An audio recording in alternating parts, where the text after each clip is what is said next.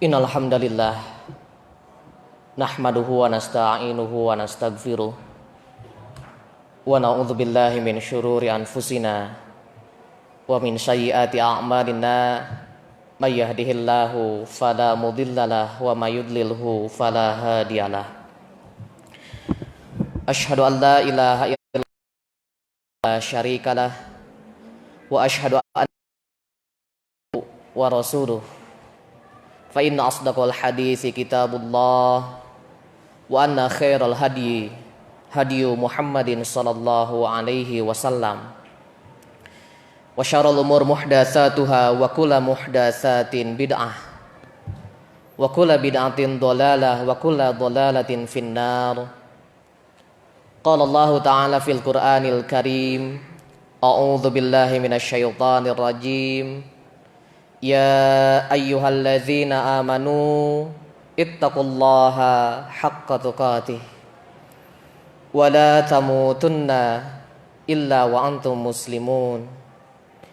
Ya ayyuhan nasu ittaqu rabbakumul ladzi khalaqakum min nafsin wahidah wa khalaqa minha zawjaha wa batha minhuma rijalan katsiran wa nisaa'a. Wattaqullaha allazi tasaaluna bihi wal arham innallaha kana 'alaikum raqiba. Ya ayyuhalladzina amanu ittaqullaha wa qulu qawlan sadida yuslih lakum a'malakum wa yaghfir lakum dzunubakum wa may yuti'illahu wa rasulahu faqad faza fawzan 'azima. Amma ba'du. Hadirin jamaah ikhwatu iman rahimakumullah. Alhamdulillah memasuki hari yang ke-26 di bulan Dzulqa'dah tahun 1441 Hijriah. Dengan izin Allah Subhanahu wa taala kita bisa berkumpul, berijtima di masjid ini untuk melaksanakan salah satu di antara ibadah kita kepada Allah Subhanahu wa taala, yaitu melaksanakan ibadah salat Jumat berjamaah. Hadirin jamaah ikhwatu iman rahimakumullah. Di hari yang ke-26 di bulan Dzulqa'dah, artinya ini di Jumat yang terakhir kita berada di bulan Dzulqa'dah, dan Jumat depan kita sudah berada di bulan Dzulhijjah. Kita diingatkan oleh Rasulullah sallallahu alaihi wasallam di dalam hadisnya yang diriwayatkan oleh Imam Ibnu Majah di dalam kitab sunannya. Hadisnya bersumber dari sahabat Ibnu Abbas radhiyallahu anhuma, semoga Allah meridhai keduanya. Rasulullah sallallahu alaihi wasallam pernah bersabda, "Ma min ayyamin." Tidak ada di antara hari-hari al-amalus salih fiha, yang mana amalan soleh di dalam hari-hari tersebut ahabbu ilallah, itu lebih dicintai oleh Allah Subhanahu wa taala dibandingkan dengan hari-hari yang lainnya. Kemudian Rasulullah sallallahu alaihi wasallam menyatakan, yakni al-asyra, yang dimaksud adalah 10 hari pertama di bulan Dzulhijjah. Ketika Rasulullah sallallahu alaihi wasallam sampaikan hadis ini kepada para sahabat, bahwa tidak ada hari-hari yang mana amalan soleh di dalam hari tersebut lebih dicintai oleh Allah, para sahabat bertanya, "Ya Rasulullah, wahai Rasulullah, wala jihadu fi sabilillah, bagaimana dengan jihad fi sabilillah?" Maka Rasulullah sallallahu alaihi wasallam menjawab, "Wala jihadu fi sabilillah." Tidak. Bahkan jihad fi sabilillah pun tidak bisa menyamai dicintainya amalan tersebut dilaksanakan di 10 hari pertama di bulan Dzulhijjah. Hanya Rasul sampaikan bahwa apabila rajulun, seorang laki-laki, kharaja binafsihi wa malihi, yang mana ia keluar dari rumahnya berjihad di jalan Allah dengan harta dan jiwanya, falam yarji min dzalik bi syai'in, dan dia tidak kembali dengan sesuatu pun dari hal tersebut. Artinya ia mati dalam keadaan syahid ketika dalam berjihad di jalan Allah tersebut. Ini luar biasanya bagaimana Allah ingatkan kepada kita melalui utusannya, melalui Rasulullah sallallahu alaihi wasallam, yang mana beliau sampaikan, ini peluang. Allah berikan kesempatan bagi kita di 10 hari pertama di bulan Dzulhijjah, yang mana amalan soleh kita kerjakan di dalamnya, ini akan menjadi amalan yang paling dicintai oleh Allah Subhanahu wa Ta'ala. Oleh karena itu, kita sebagai manusia, kita sebagai makhluk, tentu saja memiliki Khalik, Sang Pencipta. Dan sesuatu yang diciptakan itu memiliki maksud dan tujuan dari penciptaannya. Maka Allah sebutkan di dalam Al-Quran surat Az-Zariyat ayat yang ke-56, Allah Subhanahu wa Ta'ala berfirman, "Wa ma khalaqtul jinna wal insa illa liya'budun." Tidaklah Allah ciptakan jin dan juga manusia, melainkan hanyalah untuk beribadah kepada Allah Subhanahu wa Ta'ala. Allah ingatkan kepada kita di dalam Al-Quran, tujuan penciptaan diri kita sebagai manusia itu hakikatnya adalah sebagai makhluk yang mana beribadah di hadapan Allah Subhanahu wa Ta'ala. Imam Ibnu Katsir sampaikan, innama khalaqtuhum li'amuruhum. Sesungguhnya Allah menciptakan manusia itu untuk memerintahkan kepada mereka semua biibadati, untuk beribadah kepada Allah. Allah ingatkan kepada kita, la li ihyaji. Allah itu tidak membutuhkan kepada kita. Bukan berarti Allah mengharapkan manusia untuk beribadah kepada Allah, tidak. Tapi karena memang dasar tujuan pertama manusia diciptakan oleh Allah adalah untuk beribadah kepada Allah Subhanahu wa Ta'ala. Maka dari itu Allah ingatkan kepada kita di dalam Al-Quran, Allah menciptakan manusia liyabluwakum ayyukum ahsanu amal. Allah ingin mencari siapa di antara manusia yang terbaik dalam beramal di hadapan Allah Subhanahu wa Ta'ala. Hadirin ikhwati iman rahimakumullah. Ketika kita sebagai manusia sudah mengetahui bahwa hakikatnya kita diciptakan oleh Allah adalah untuk beribadah kepada Allah, yang perlu kita jadikan sebagai acuan, sebagai catatan dalam kehidupan kita adalah amalan yang mana? Yang mana amalan tersebut menjadi amalan yang soleh di hadapan Allah. Karena tidak setiap amalan yang menurut kita itu baik, itu akan menjadi amalan yang soleh di sisi Allah. Ada amalan-amalan yang menurut pemikiran kita sebagai manusia itu suatu kebaikan, tapi ketika tidak sesuai dengan ketetapan Allah dan Rasulnya, maka amalan tersebut bukan amalan yang soleh, tapi justru menjadi amalan yang salah. Maka Allah ingatkan kepada kita di dalam Al-Quran, surat Al-Kahfi di ayat yang terakhir, ayat yang ke-110. Di dalam potongan ayatnya Allah Subhanahu wa Ta'ala berfirman, "Faman kana yarju," maka bagi siapa yang mengharapkan liqa'a rabbih, untuk bertemu dengan Tuhannya, pertemuan dengan Allah, "Falyamal amalan shalihan," maka hendaklah ia mengerjakan amal saleh. Allah Subhanahu wa Ta'ala tidak memerintahkan falyamal, maka beramallah, tidak. Tapi Allah menyatakan amal yang harus dikerjakan itu amalan shalihan, amalan yang saleh. Wala yusrik bi ibadati rabbih ahadan, dan janganlah kalian mengadakan sekutu bagi Allah, yang mana hanya Allah lah Tuhan yang patut kita sembah. Maka di sini ada pengertian faman karna yarju liqa'a rabbi, yang dimaksud adalah sawabuhu wa jazaahu shalih. Ini merupakan ganjaran, balasan yang akan Allah berikan bagi orang-orang yang mengerjakan amalan soleh. Falyamal amalan shalih, maka kerjakanlah amalan soleh.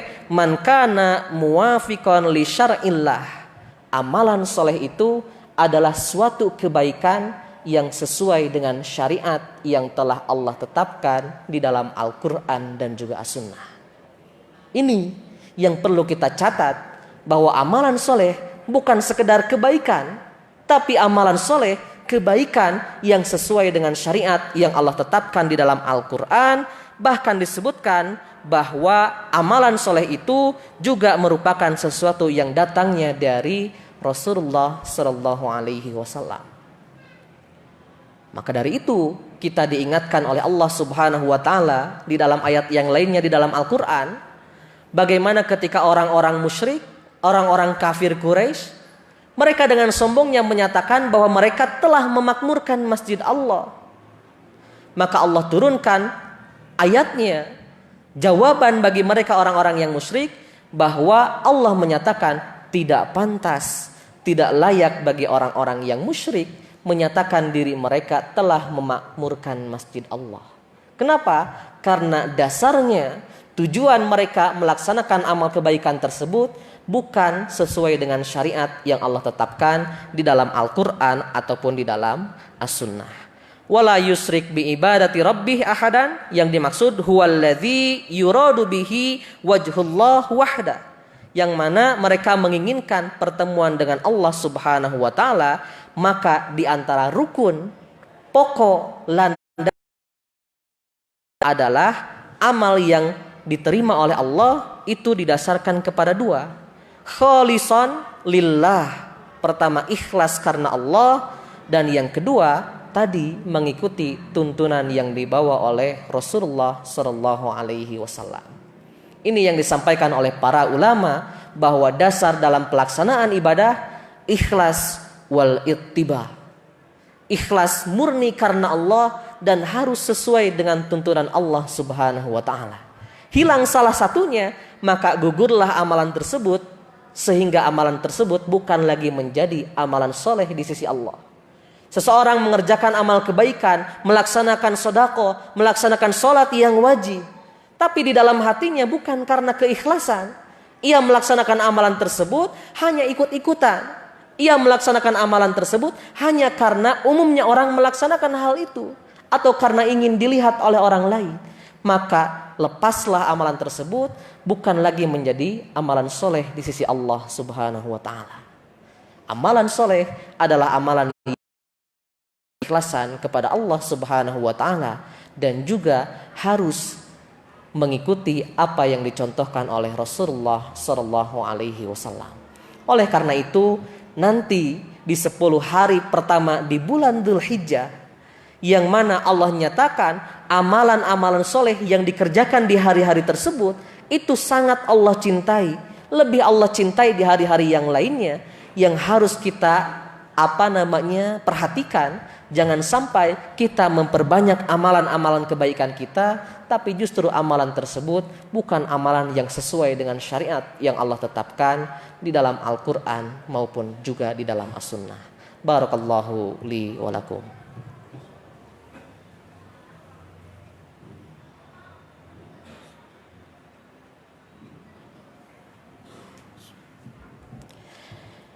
Hamdan li rabbil alamin, asyhadu an la ilaha illallah wahdahu la syarikalah, wa asyhadu anna Muhammadan abduhu wa rasuluh, amma ba'du. Hadirin jamaah ikhwatu iman rahimakumullah. Sebagaimana di khutbah yang pertama tadi, kita diingatkan oleh Rasulullah Shallallahu Alaihi Wasallam melalui hadisnya, kita didorong, kita dianjurkan, dicontohkan oleh Rasulullah Shallallahu Alaihi Wasallam untuk memperbagus amalan soleh kita di 10 hari pertama di bulan Dzulhijjah. Kalau kita perhatikan di bulan Dzulhijjah ini ada ibadah yang mana erat kaitannya dengan salah satu utusan Allah Subhanahu Wa Taala, yaitu Nabi Ibrahim alaihi salam, yang mana bahkan beliau disebutkan di dalam Al-Quran oleh Allah sebagai Khalilullah, kekasih Allah, orang yang mana Allah jadikan sebagai ayahnya, bapaknya para nabi, disebabkan karena kepatuhannya dan ketaatannya terhadap aturan Allah Subhanahu wa Ta'ala. Kita lihat di dalam Al-Quran surat As-Saffat, Allah Subhanahu wa Ta'ala ingatkan bahwa Nabi Ibrahim alaihi salam tidak begitu saja beliau mendapatkan gelar sebagai Khalilullah, tidak begitu saja ia menjadi bapaknya para nabi, tapi Allah ingatkan izja'a rabbahu. Ingatlah ketika Nabi Ibrahim itu datang kepada Tuhannya biqalbin salim, dengan hati yang bersih, hati yang ikhlas. Maka Ibnu Abbas menyatakan di dalam tafsirnya, yang dimaksud adalah la ilaha illallah. Nabi Ibrahim alaihissalam menyatakan tidak ada Tuhan kecuali Allah subhanahu wa ta'ala. Poin yang paling pertama, ketauhidan yang mana menyatakan diri kita tidak lain hanya menyembah kepada Allah subhanahu wa ta'ala. Keimanan, ikhlas memurnikan hati kita beribadah semata-mata hanya kepada Allah. Maka Allah ingatkan, ketika seseorang menyatakan keimanannya kepada Allah, tidak cukup sampai di situ. Maka imannya akan Allah uji dengan amalan-amalan solehnya.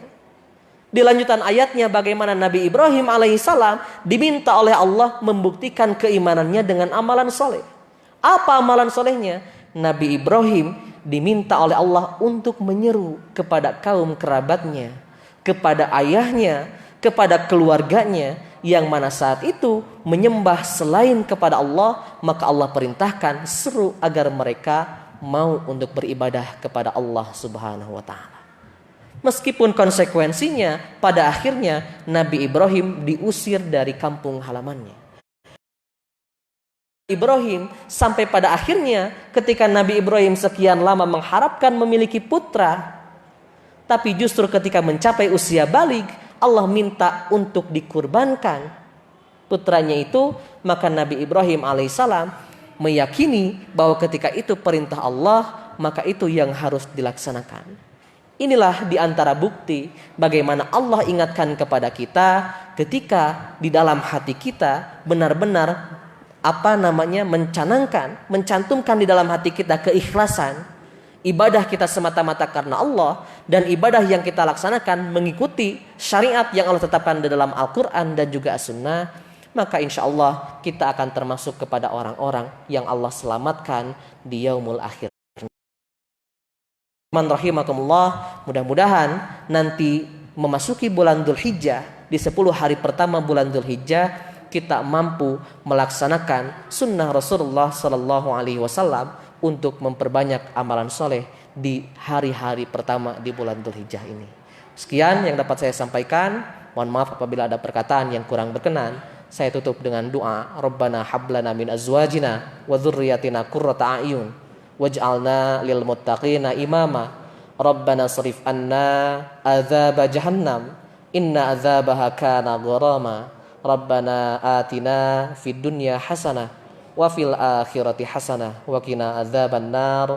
Aqulu qauli hadza wa astaghfirullah li wa lakum. Assalamualaikum warahmatullahi wabarakatuh.